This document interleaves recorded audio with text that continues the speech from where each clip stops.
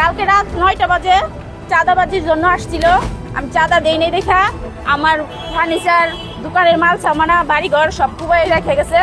আবার আমাদের হুমকি দিয়ে গেছে পেট্রোল দিয়ে আমাদের বাড়ি জ্বালাই দিব। থানা পুলিশ ওদের প্রশাসন ওদের বলে হাতের মুঠোয়, বড় বড় নেতা এমপি মন্ত্রী ওদের সাথে বলে উঠা বসা করে আমরা কোনো কিছু করতে পারবো না। তাই আমাদের হুমকি দিয়ে গেছে যে তুমি যদি থানা মধ্য যাইতে পারো তাহলে তোমার দেখার আছে।